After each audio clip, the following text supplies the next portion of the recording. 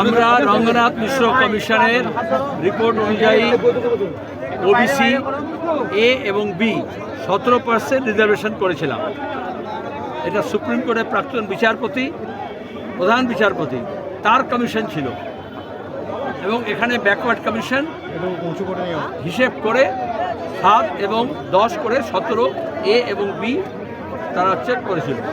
কিন্তু মমতা ব্যানার্জি তখন বলেছিলেন এটা ঠিক হয়নি, আমি ভালো করবো। যেরকম ধোকা দিয়েছেন বিশেষত মুসলমান ওবিসি যারা আছে, নস্য শেখ আছে, শেরশাবাদী আছে, তাদেরকে তিনি ধোকা দিলেন। এবং হাইকোর্ট থেকে সুপ্রিম কোর্টে তো বারবার বলল ওটাকে শোধরালো না, কারণ আরএসএস চায় না এই রিজার্ভেশন হোক ওবিসি। যখন মন্ডল কমিশনে ছিল তখনও রাস্তায় নেমেছিল ভিপি সিং এর বিরুদ্ধে। আমরা জানি তারা উচ্চবর্ণের মনুবাদী, তারা কখনোই ওবিসির পক্ষে না, আর মুসলমান পিছিয়ে পড়ার জন্য তো একদমই নয়। আর সেই জন্য দাঁড়িয়ে তারা আজকে ওটাকে আইন করে এই যে ব্যাকওয়ার্ড ক্লাস কমিশনের আইন তাকে পাল্টে এবং ওবিসি রিজার্ভেশন আইন পাল্টে তারা যে 10% ওবিসি এ ছিল সেটাকে শেষ করেছে।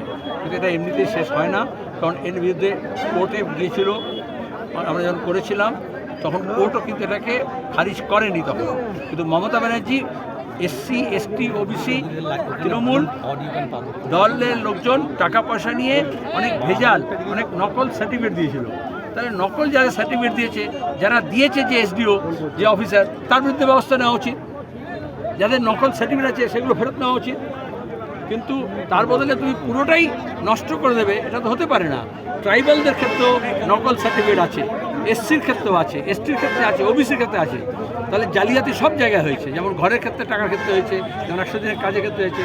আমরা বলেছি জালিয়াতি ধরো, কিন্তু বিজেপি জালিয়াতদের না ধরে এই যে পিছিয়ে পড়া গরিব মুসলমান ওবিসি তাদের রিজার্ভেশনটাকে বন্ধ করছে। এই ভিডিওটিকে লাইক করুন, আপনার গুরুত্বপূর্ণ মতামত কমেন্টের মাধ্যমে আমাদের জানান, এবং আমাদের চ্যানেলের ভিডিও সবার আগে দেখার জন্য ইউটিউবে গণশক্তিকে সাবস্ক্রাইব করুন, ফেসবুকে ফলো করুন এবং শেয়ার করুন আপনার পরিচিতদের মধ্যে। আমাদের চ্যানেলে আপলোড হওয়া ভিডিও নোটিফিকেশন পেতে বেল আইকনটি ক্লিক করতে ভুলবেন না।